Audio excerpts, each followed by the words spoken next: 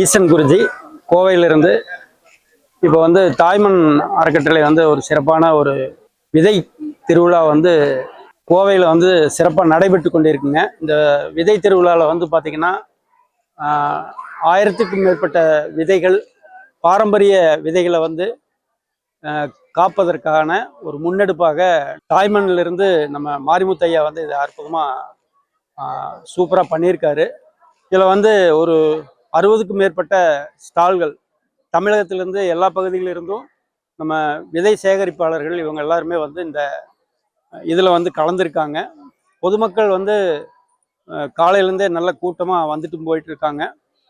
எல்லாருக்குள்ளேயும் நம்ம விதைகளை சேகரிக்கணும், நம்ம வீட்டு தோட்டம் மாடி தோட்டம் நம்ம தோட்டங்களுக்கு பாரம்பரிய விதைகளை கொண்டு சேர்க்கணும் அப்படிங்கிறதுல எல்லாருமே ஒரு ஆர்வமாக பங்கேற்கிறதுல பார்க்கும்போது மகிழ்ச்சியாக இருக்குது. இன்னும் இந்த நிகழ்வு மேலும் வளருவதற்காக ஐயா அவர்களை நாங்கள் வாழ்த்துறோம். நான் ஈசன் இயற்கை பண்ணை அப்படின்ட்டு இருகூரில் நம்ம பைபாஸில் வச்சு நடத்திட்டு இருக்கேன்.